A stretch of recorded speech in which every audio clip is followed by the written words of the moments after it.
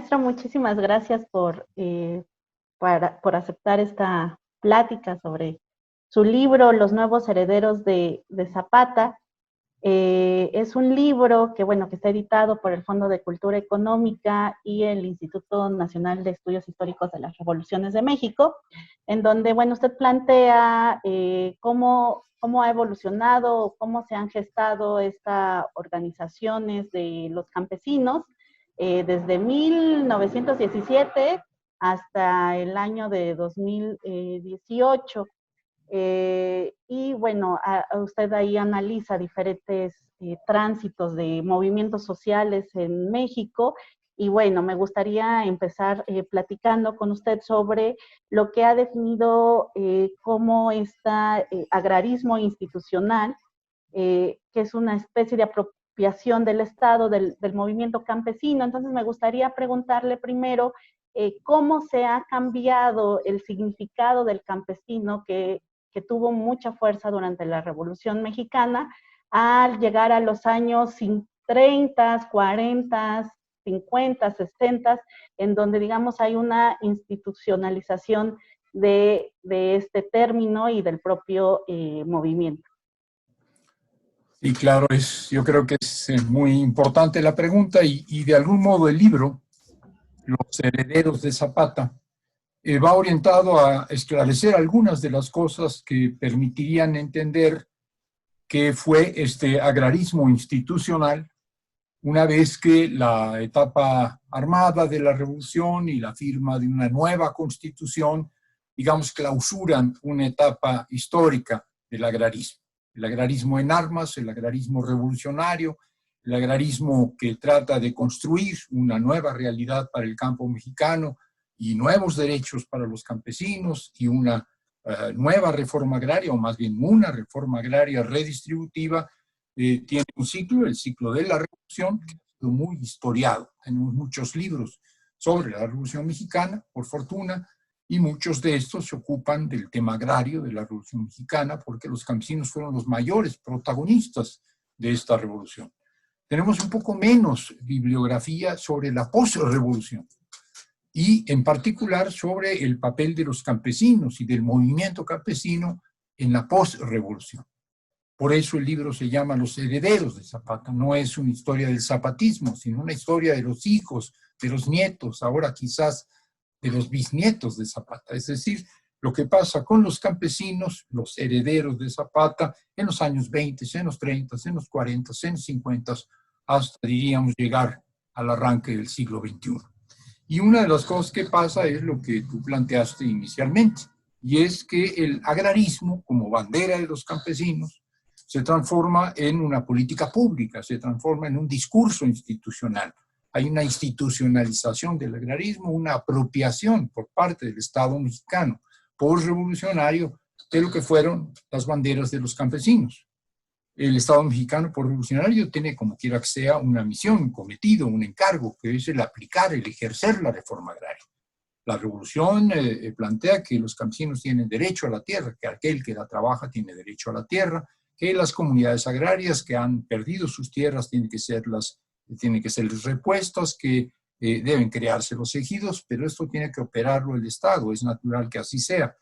Lo que no necesariamente es natural es que el Estado se vuelva entonces ya no el ejecutor de una política conquistada por los campesinos, sino el manipulador de los campesinos en nombre de esa política. Y eso es en realidad lo que sucede. El Estado mexicano, como ejecutor de la reforma agraria, empieza a instrumentalizar la reforma agraria como un método de control de los campesinos, como una forma clientelar, como una forma corporativa, algo muy centrado en el Estado mexicano posrevolucionario, de modo que la posrevolución no es la época en que los campesinos disfrutan de una reforma agraria conquistada en una década de revolución y de violencia, sino que son muchos años ya en que los campesinos, 80 años ya, en que los campesinos tienen que estar luchando otra vez y permanentemente por lo mismo que habían luchado en la segunda década del siglo, porque el Estado mexicano no está cumpliendo con aquello que es su encargo o está haciendo, pero de manera clientelar y de manera corporativa. Es de eso de lo que trata, de la contradicción entre los herederos de Zapata, que supuestamente debieran disfrutar de los logros de la revolución y que para lograr simplemente sobrevivir o impulsar la reforma agraria tienen que dar nuevas y nuevas y nuevas luchas. De esto trata el libro. Claro, maestro, me gustaría ahondar un poco en esto que menciona de que no es un derecho, el reconocimiento de los campesinos al uso de la tierra, a la explotación de la tierra por ellos mismos. Durante los años 30, 40, no se vio como un derecho, como lo mencionaba, un derecho ganado, sino como una técnica política de salir de la presión que estaban generando estos campesinos al gobierno que entonces era de Lázaro Cárdenas, ¿no? Hoy, ahora en este año muy mencionado por el actual gobierno. Me gustaría que nos platicara un poco cómo presionaban estos campesinos en esos años, los 30, 40, 50, y cómo la solución del gobierno de ese entonces fue otorgarles tierra muy fértil, pero no como este derecho, no como reconociendo el derecho, sino como una estrategia política para evitar problemas. Claro, sí, la pregunta me parece muy pertinente y te voy a contestar a esa pregunta, pero no ubicándola donde tú la colocas, que serían los 30, 40, 50, sino un poco antes, en los 20. Porque ahí hay un ejemplo muy claro de lo que tú estás diciendo y no le toca a Cárdenas o no son los gobiernos posteriores, sino que es todavía los inmediatos gobiernos de la posrevolución. Estoy pensando en Obregón. Después de Venustiano Carranza, el primer presidente de este país, ya en una etapa propiamente de la posrevolución. No solo ya está la Constitución del 17, sino que una vez que el conflicto entre el grupo de Sonora, Obregón, Calles, de la Huerta y Carranza se resuelve, diríamos que entra una etapa constructiva de la Revolución Mexicana. Hay conflictos, sin duda, todavía, pero es la etapa constructiva. Y Obregón es un excelente ejemplo de lo que tú estás planteando. Para que pudiera salir adelante el proyecto, el grupo del Plan de Agua Prieta, que es el grupo de Sonora, repito otra vez, Obregón, Calles, de la Huerta y otros más, que sentían que Venustiano Carranza y su candidato electoral para la sucesión de Carranza en la presidencia de la República eran inadecuados y los dejaban a ellos fuera de la jugada. Ellos apuestan pues a sacar de en medio a Carranza y a acceder al poder por la vía de un levantamiento, el levantamiento del Plan de Agua Prieta. Pero para eso necesitan apoyos.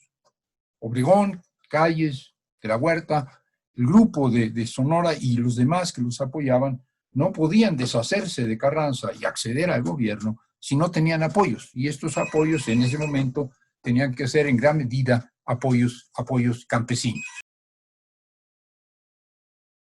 Para deshacerse de Carranza y acceder al poder, el grupo de Sonora necesita apoyos, todos los apoyos que pueda conseguir.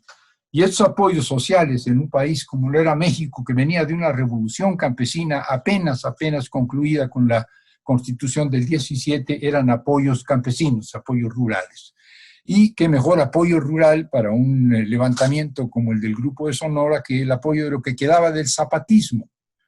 Emiliano Zapata ya había sido asesinada, pero el zapatismo de Morelos seguía ahí. Y lo que hace Obregón, entre otras muchas alianzas, es buscar la alianza con el zapatismo de Morelos, lo que quedaba del zapatismo de Morelos. Y en efecto, los herederos de Zapata, estamos hablando apenas de los años 20, los herederos de Zapata reconocen en la posibilidad de aliarse con Obregón una opción para sacar adelante sus demandas. Y la opción es la siguiente: nosotros te apoyamos, pero tú nos garantizas que tu gobierno nos va a devolver las tierras. Hemos dado 10 años de lucha por recuperar las tierras que los hacendados cañeros azucareros de Morelos nos habían arrebatado. Si nosotros te apoyamos a ti, tú nos garantizas que de llegar a la presidencia nos vas a devolver las tierras por las que hemos luchado, ya las habíamos conquistado, nos las han vuelto a quitar. Queremos la tierra, tierra y libertad, queremos la tierra para quien la trabaja, te apoyamos a ti, Obregón, pero tú nos garantizas que nos das la tierra. Y Obregón les dice: de acuerdo, si ustedes me apoyan y nosotros triunfamos, les garantizo que les voy a entregar la tierra a los campesinos de Morelos.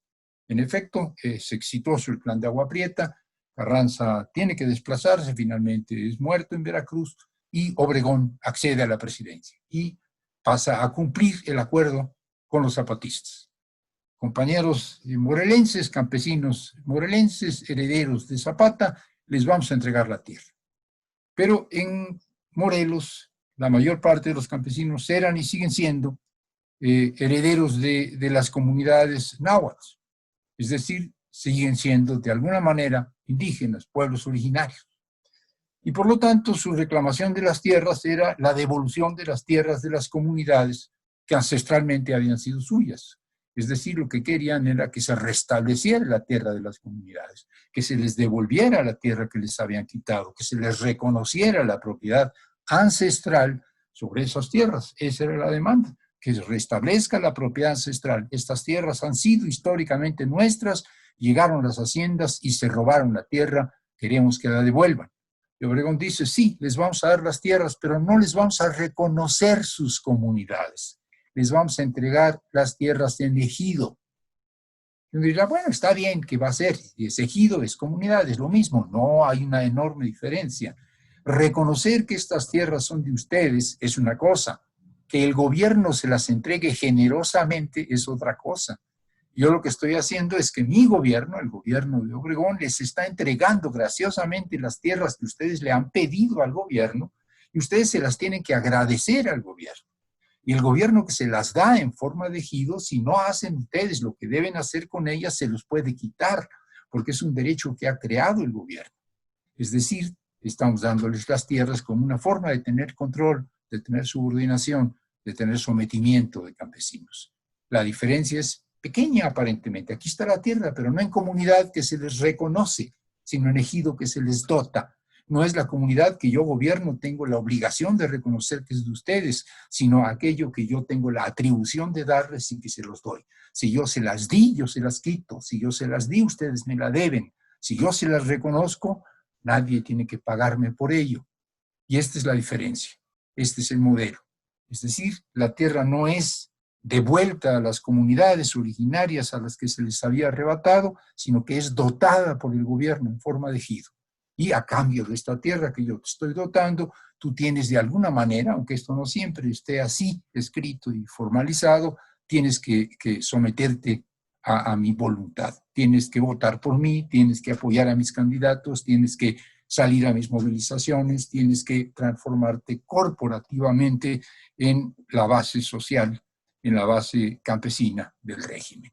Y es esto lo que los campesinos en un principio aceptan porque es la forma de acceder a la tierra, pero paulatinamente se dan cuenta de que han caído en una trampa y de que la revolución que hicieron de 1910 a 1917, 1920, es una revolución que hay que seguir haciendo en los años 30, en los años 40, en los años 50, en los años 60, porque si no, se va a perder lo que se había ganado en la segunda década del siglo. Así es, maestro. Hay en su libro también una mención muy importante sobre el Plan de Ayala, pero el Plan de Ayala para el siglo XXI.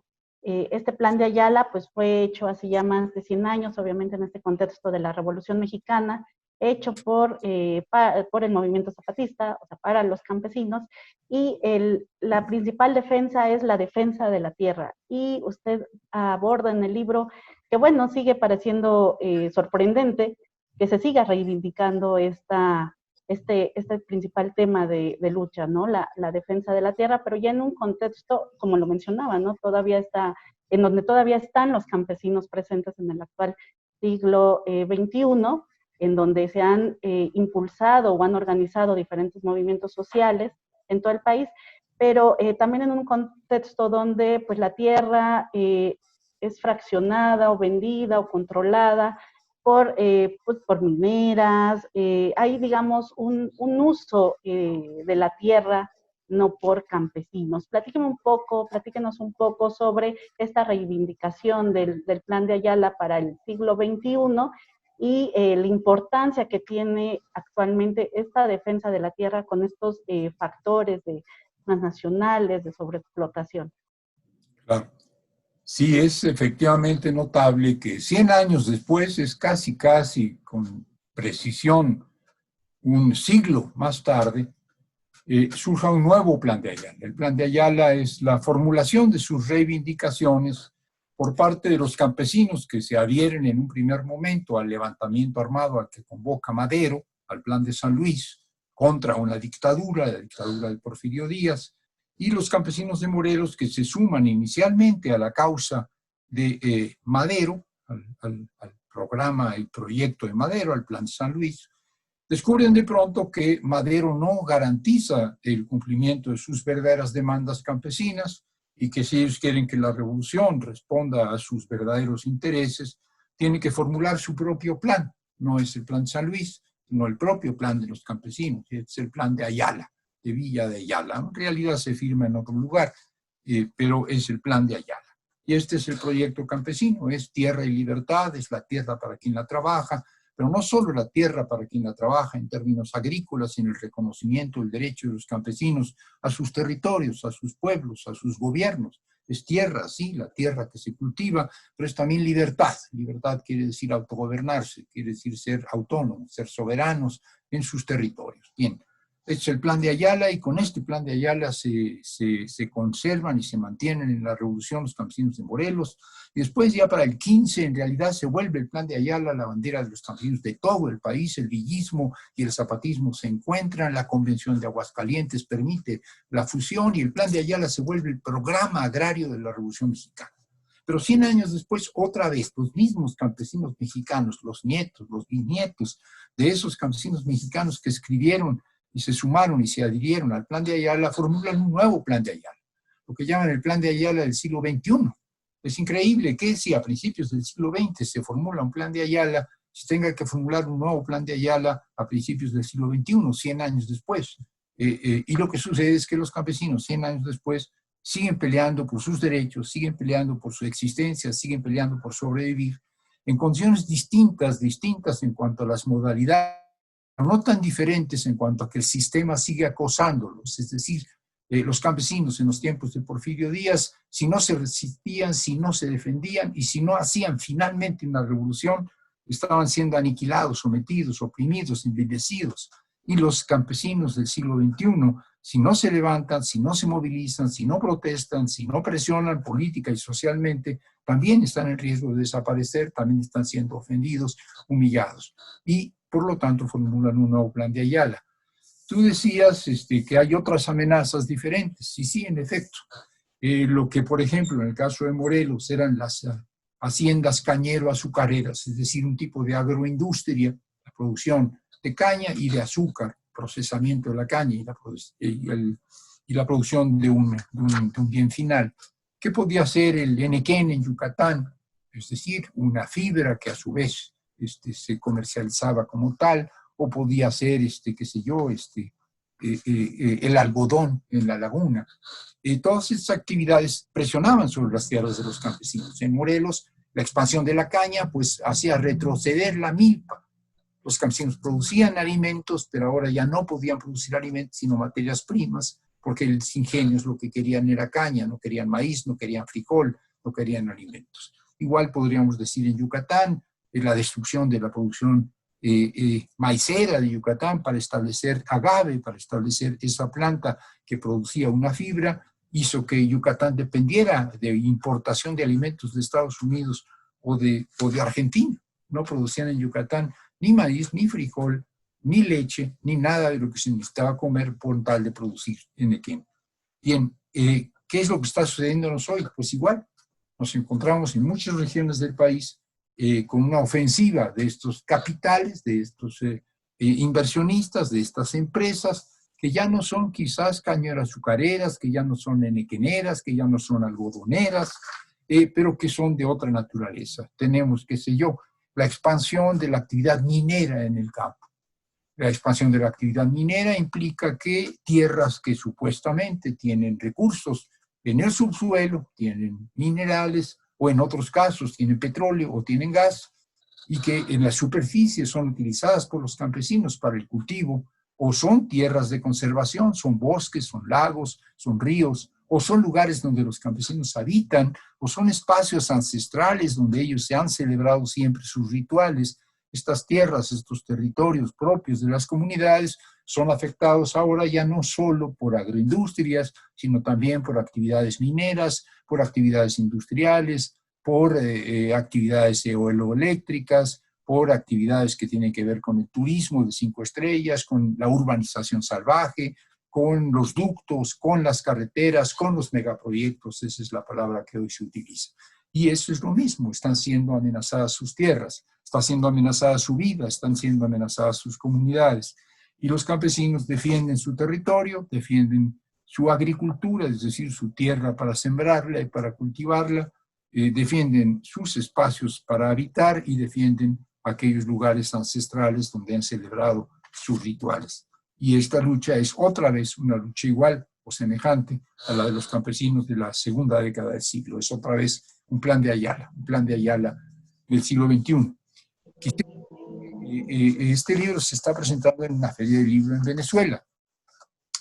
Y me dirán quizás los compañeros y compañeras venezolanos que qué tiene que ver este libro, Plan de Ayala y los campesinos herederos de Zapata, para Venezuela, como si esto fuera un libro estrictamente de mexicanos y para mexicanos. Yo quisiera decir que soy un apasionado de la historia de México, sin duda, pero también de América Latina, y que nos encontramos hoy con los problemas que tú mencionabas, que Reina mencionaba, de la pelea de las comunidades, de los pueblos, de los territorios en defensa de los mismos en contra de la ofensiva de las empresas transnacionales. Y que si vamos hacia atrás en la historia de los demás países de América Latina, no solo México, encontramos esta lucha de los campesinos por tierra y por libertad. En el caso de Venezuela nos podemos ir muy atrás, no 100 años, sino 150 años. Lo que tenemos es a mediados del siglo XIX en Venezuela la consigna Tierra y Libertad. Y uno diría, no, pues es que la consigna Tierra y Libertad la inventó Emiliano Zapata. No, la consigna Tierra y Libertad no la inventó Emiliano Zapata. La consigna Tierra y Libertad la tomó Emiliano Zapata de unos señores anarquistas que estaban en Estados Unidos porque se habían tenido que ir al exilio y que eran los magonistas, así se les llamaba, porque su líder era Ricardo Flores Magón. Y ese señor decía en sus banderas Tierra y Libertad. Y eso lo habían tomado de los campesinos españoles que decían Tierra y Libertad ya en el arranque del siglo y a fines del siglo XIX, y eran anarquistas. Pero ellos lo habían tomado a su vez de los campesinos rusos, que en 1860 y tantos se levantaban en contra de los zares con la bandera Tierra y Libertad, que ahí se decía Semblia y Volia. Pero tampoco ellos lo habían inventado. Nos vamos a Venezuela y lo que nos encontramos más o menos por esos mismos años, los años 40 y 50 del siglo XIX, levantamientos campesinos, levantamientos indígenas cuya bandera era precisamente tierra y libertad.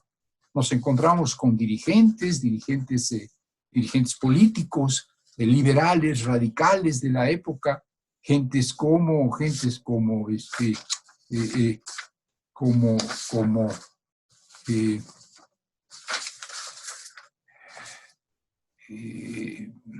Ezequiel Zamora, por ejemplo, el general del pueblo soberano, un liberal radical, cuya demanda fundamental, cuyo liberalismo popular radical era tierra y libertad, tierra y hombres libres, tierra, devolución de la tierra a las comunidades y hombres libres, tierra y libertad es lo que decía Ezequiel Zamora. El indio Rangel, Francisco Rangel, otro agrarista radical venezolano de mediados del siglo XIX, también luchaba por tierra y libertad, en una suerte de Zapata, pues, de los pueblos originarios de Venezuela hace más de 150 años, hace 160, 170 años. Es decir, la bandera tierra y libertad, levantada por el zapatismo en México en la segunda década del siglo XX, tomada de los anarquistas que la habían tomado a su vez de los campesinos rusos de los años 60 del siglo XIX.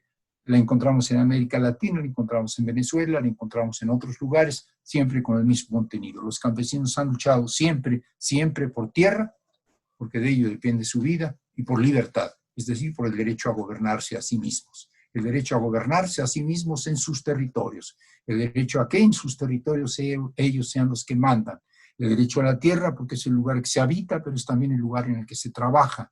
El derecho a la tierra y a la libertad son consignas universales, y en ese sentido la historia de estos nuevos herederos del Zapata mexicano, que durante el siglo XX y a pesar de la revolución que habían hecho en la segunda década del siglo, tuvieron que seguir luchando y siguen luchando por tener libertad, es algo que puede dialogar con las experiencias campesinas del siglo XIX y del siglo XX y del siglo XXI del resto de los países latinoamericanos. La revolución bolivariana en Venezuela, una de sus tareas es volver a recuperar el campo venezolano, volver a recuperar un campo, el campo venezolano abandonado por los gobiernos y abandonado por los propios campesinos en nombre de un espejismo, el petróleo. El petróleo es Venezuela, todo es el petróleo y por lo tanto el campo no importa. Y Venezuela es un país con una dependencia alimentaria terrible, igual que lo es México, que tiene una terrible dependencia alimentaria porque se ha abandonado el campo. En Venezuela hay que volver a crear campesinos, hay que volver a crear campo, hay que volver a darle a los campesinos tierra y libertad, porque Venezuela necesita seguridad y soberanía alimentaria. Igual que México hoy necesita seguridad y soberanía alimentaria, y para eso los campesinos necesitan otra vez tierra, que se respete su tierra y que se les dé libertad, libertad de gobernarse y libertad de cultivarla. Si en Venezuela se quieren acordar del indio Rangel, si en Venezuela se quieren acordar de Ezequiel Zamora, en los años 40, en los años 50 del siglo XIX, bien, nosotros nos acordaremos en este caso porque tuvimos una revolución en la segunda década del siglo de Emiliano Zapata, de Francisco Villa. Son historias paralelas, son historias semejantes y son hoy retos muy semejantes. Ni Venezuela ni México tienen futuro si no recuperan la vitalidad de su mundo rural, la vitalidad de su agricultura, y eso va a depender de sus campesinos. México todavía tiene campesinos, tuvimos una revolución y eso hizo que los campesinos hoy en México todavía estén muy apegados a su tierra, a pesar de la migración, a pesar de la urbanización, a pesar del deterioro, los campesinos mexicanos siguen apegados a su tierra. Creo que en Venezuela, y he estado un par de veces por ahí, he estado recorriendo el campo venezolano, el drama es más fuerte, el abandono del campo venezolano por los campesinos ha sido más severo. Los campesinos y la gente rural se ha ido a las ciudades, se ha ido a las costas, se ha ido donde está la actividad comercial o la actividad industrial, ha sido movida hacia donde está la actividad que alimentada por el petróleo, la agricultura,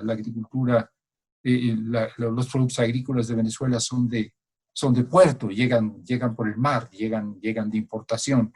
Venezuela y los proyectos como Agro Venezuela, un proyecto impulsado todavía por el gobierno de Chávez, la misión Agro Venezuela, estaba orientada precisamente a devolverle a los campesinos tierras, a darles la libertad de que la cultivaran, a apoyarlos, a darles créditos, a darles insumos, a darles asesoría técnica.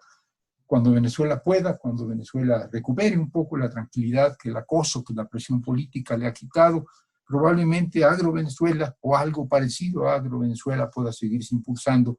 Quizás los campesinos recuperen su dignidad, su impulso, su energía. Quizás Venezuela recupere su capacidad de alimentarse. Quizás la bandera Tierra y Libertad sea otra vez la bandera de los campesinos venezolanos, como lo es de los campesinos mexicanos. Entonces, creo que este libro, aunque se refiere a México, puede perfectamente ser utilizado como experiencia para otros pueblos hermanos, para otros campesinos hermanos del resto del continente.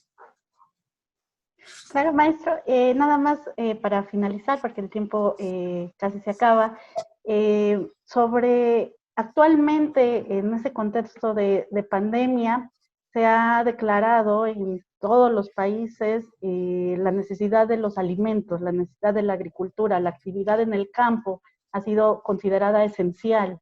Entonces me gustaría preguntarle qué reflexión se podría hacer, sí, como ciudadanos, pero también quizá desde la academia o una reflexión, digamos, un poco de manera más regional sobre el momento de poder reflexionar sobre este mundo rural del que hablaba. La pandemia nos deja ver muchas necesidades, pero entre ellas creo que es esto que plantea en su libro, voltear a ver a los campesinos, voltear a ver el campo y investigar o hacer estudios a partir del actual siglo, del siglo XXI. Me gustaría que nos compartiera una reflexión sobre esta visibilidad que da la pandemia al campo al considerarlo como actividad esencial.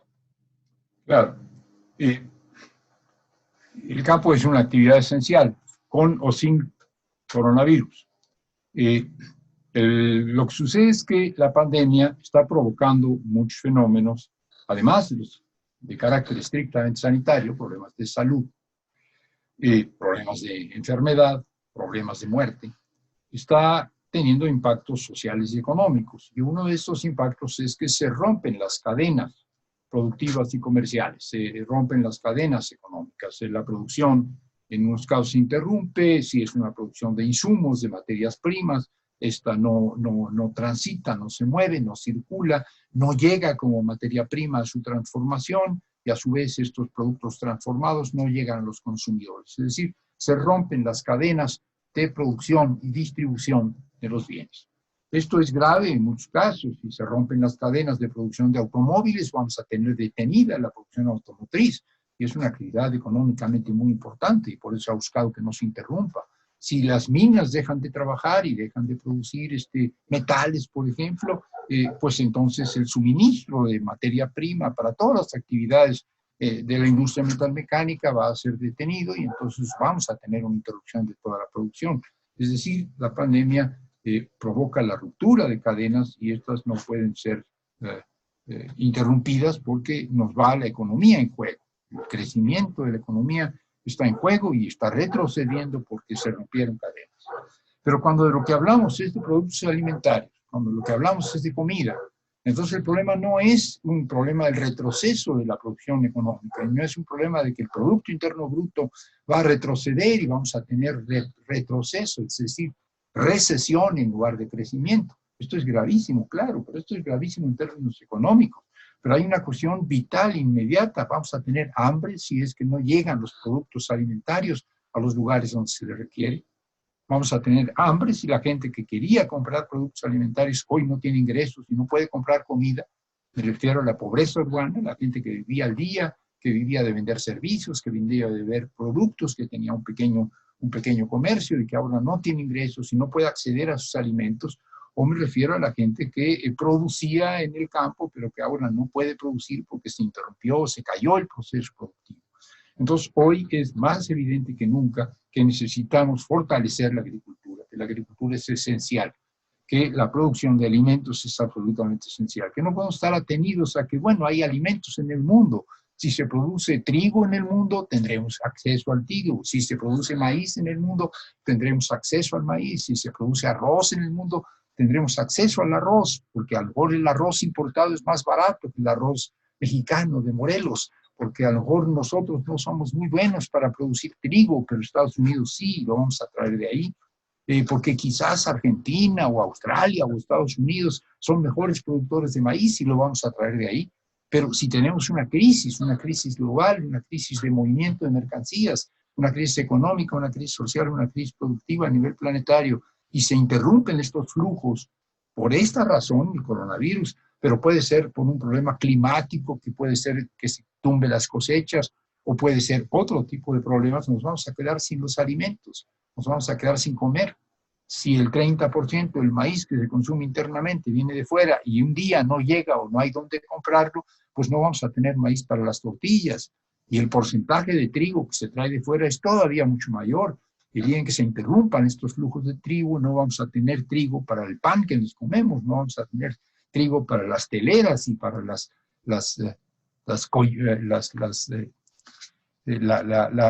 alimentación básica, que no es solamente de maíz, sino también de trigo. Igual podría yo decir del arroz, igual podría yo decir del frijol. Entonces, la necesidad de volver a la seguridad alimentaria, a la suficiencia alimentaria, es hoy más evidente que nunca. Ya lo era antes, hoy es más evidente que nunca. Ya antes habíamos tenido problemas, cambio climático, pérdida de cosechas, sequías, inundaciones, cambio de clima, y por lo tanto escasez de maíz, escasez de trigo, escasez de granos. ¿Y qué hacemos en México si necesitamos traerlos de fuera? Esto llevó a que se replanteara la necesidad de fomentar la producción agropecuaria. Hoy la pandemia vuelve a poner el mismo asunto en primer plano. Yo diría, sin embargo, con cierto optimismo, los datos que hay, porque estamos en plena pandemia, los datos que se tienen es que en México, sobre todo los campesinos, pequeños y medianos productores agropecuarios, están enfrentando la crisis, no pues replegándose y quedándose en casa. Es inconcebible para un campesino que ahora tuvo su tiempo de lluvias y por lo tanto el momento de sembrar, que hubiera suspendido la actividad agrícola. Si suspende la actividad agrícola, se muere. Y si suspende la actividad agrícola, nos morimos todos, porque entonces no va a haber maíz, no va a haber frijol, no va a haber hortalizas, no va a haber granos, no va a haber nada. Y los campesinos en este año sembraron, y no solo sembraron quizás más que en otros años. Quienes habían decidido que salía mejor salir a trabajar fuera, traer dinero, y entonces no había que cultivar porque no era tan importante, era muy pesado y era poco redituable, y mejor pues irse a trabajar en una zona turística o esperar a que llegaran las remesas de Estados Unidos o a irse, contratarse en la industria de la construcción en una ciudad. Pues se encontraron con que la industria de la construcción está suspendida y no hay trabajo. Se encontraron con que las zonas de turismo extranjero suspendieron actividades y no hay trabajo. Entonces regresas a tu comunidad sin lo que habías pensado que ibas a obtener trabajando en Cancún, sin lo que pensabas que ibas a obtener trabajando en la construcción en la Ciudad de México, en Oaxaca, etcétera. Y bueno, ¿qué es lo que tienes ahí? Pues lo que tienes es otra vez la posibilidad de reforzar tu agricultura. Los campesinos están reforzando su agricultura. Este año sembraron, este año en muchos casos sembraron más. Y muchos que sembraban no suficiente para comer y que iban al mercado a traer lo que necesitaban, producían café y iban a comprar maíz, frijol, etcétera. Ahora decidieron que mejor sí podían, además de producir café, producir ellos mismos su maíz, ellos mismos su frijol, su calabaza, su chile mejor, no solo porque ya la tenían, sino que además no había que ir al mercado, no había que ir a los pueblos en donde posiblemente los estaba esperando el contagio del coronavirus. Por múltiples razones, los campesinos hoy están mostrando que son sobrevivientes, que son capaces de resistir a pesar de los golpes que reciben, son la población más vulnerable del país, a pesar de el maltrato y el riesgo que supone la pandemia en un lugar donde no hay buenos servicios de salud. A pesar de esto, los campesinos están demostrando que su estrategia, producir alimentos para su familia, para su comunidad, para su región, para el país y para el mundo, es la mejor estrategia posible. Ahí están pues los campesinos, estos, los herederos de Zapata, los nuevos herederos de Zapata, demostrando que llegaron para quedarse, que van a estar aquí por fortuna, no solo en lo que yo comenté ahí, que era el siglo XX, sino en lo que llevamos del siglo XXI y para muchas décadas más. Muchísimas gracias, maestro Armando.